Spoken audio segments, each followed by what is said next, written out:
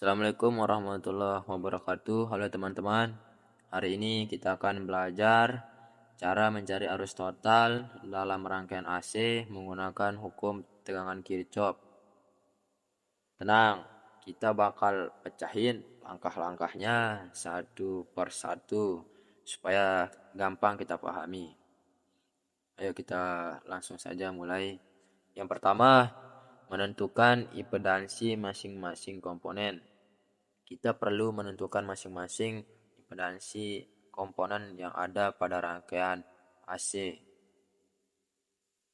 Kita harus tahu dulu bagaimana komponen di dalam rangkaian AC ini berperilaku dalam domain frekuensi, karena ada resistor, induktor, dan kapasitor.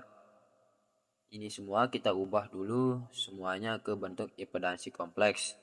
Contoh, tegangan sumbernya 300 sudut 0 derajat V atau tangan.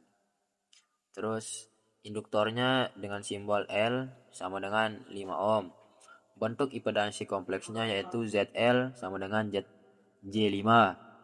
Resistor satunya R1 sama dengan 2 ohm diubah menjadi ke bentuk impedansi kompleks yaitu ZR1 sama dengan 2.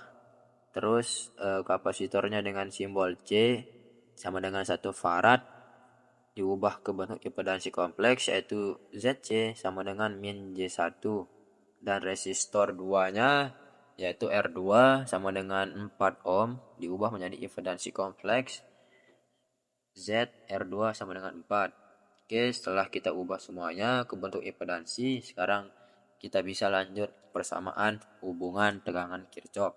Hukum tegangan Kirchhoff. Kita menyusun persamaan hukum tegangan Kirchhoff pada loop 1 dan loop kedua. Menurut hukum tegangan Kirchhoff, jumlah tegangan dalam satu loop harus sama dengan 0. Di loop pertama kita punya tegangan sumber, resistor, dan induktor yang harus kita jumlahkan terlebih dahulu. Di sini kita nih menggunakan rumus Vs atau tegangan sumber I1 ZL ditambah R1 tutup kurung ditambah buka kurung I1 dikurangi I2 dikali buka kurung R2 ditambah ZL. Kita masukkan masing-masing nilainya dan kita langsung jumlahkan saja. Di sini kita mendapatkan nilai 6 sama dengan J4 I1 atau arus 1 dikurangin 4 dikurangin J1. Kenapa bisa jadi 6 di sini? Yang ZL-nya ini kan kita lihat di sini dia memiliki nilai J5. R1-nya ini 2. Terus R2-nya ini 4. Terus ZC-nya ini min 1. Nah, jadi yang R1 ditambah dengan R2 menjadi 6. Yang mempunyai konstanta atau yang mempunyai konstanta J ini kita kurangi aja karena yang ZC ini bernilai min.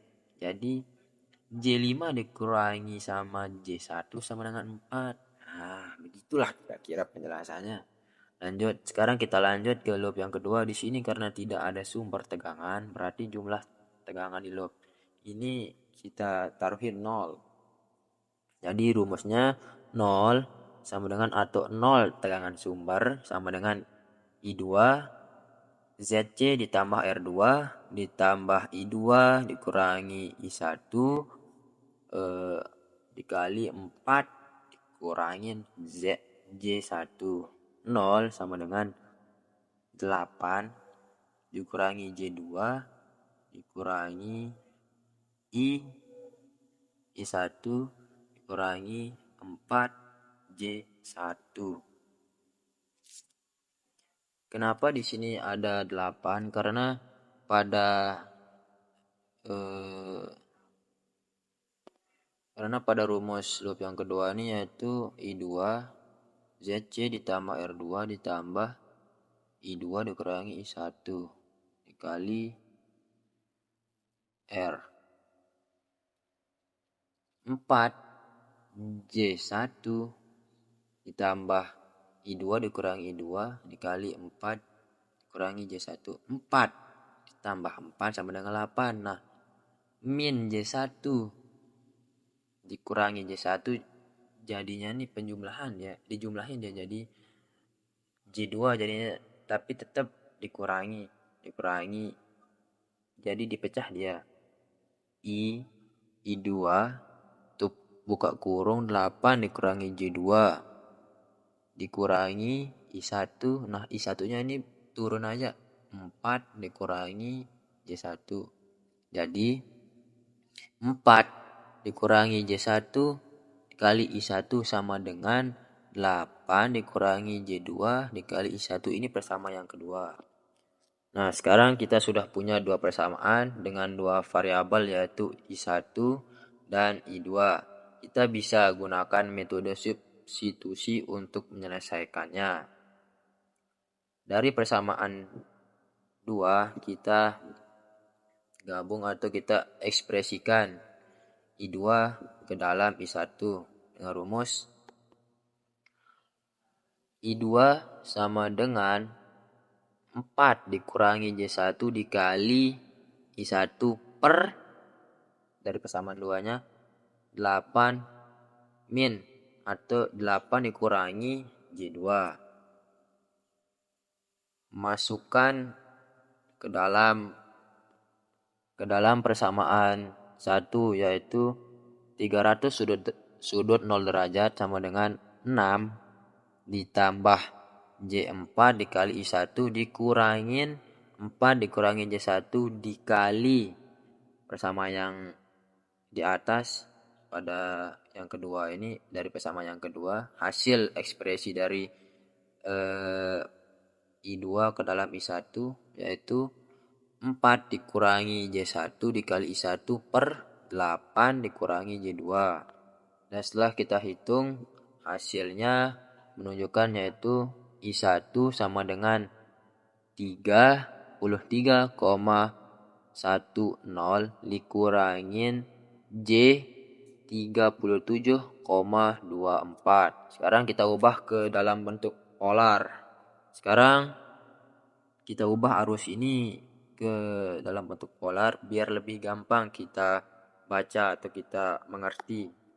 Kita di sini menggunakan rumus Pitagoras yaitu I1 33,10 kuadrat ditambah min 37,24 kuadrat. Dan di sini kita mendapatkan hasil arus yaitu 49,83 ampere. Dan kita juga perlu mencari sudutnya yaitu sudut fase atau ke dalam bentuk polarnya kita ini harus membutuhkan sudut juga ya, yaitu theta sama dengan kita menggunakan tan di sini ya, tangen artan atau tan min 1. Nah, kita bacanya itu artan, ada di kalkulator. Artan sama dengan min 37,24 per 33,10. Di sini kita mendapatkan hasil yaitu sudut min 151,95 derajat. Jadi arus total yang mengalir dalam rangkaian AC ini adalah dengan menggunakan metode hukum Kirchhoff dengan mode Euler formula yaitu I total sama dengan 49,83 sudut min 151,95 derajat ampere. Jadi dari penjelasan ini kami ingin menyimpulkan dengan menggunakan hukum Kirchhoff dan metode Euler formula kita berhasil di sini menemukan atau menentukan arus total dalam rangkaian AC. Intinya kita ucap Intinya kita cukup menuliskan persamaan demi persamaan di dalam tegangan, menyelesaikan sistemnya dan mengkonversi hasil-hasil ke bentuk polar.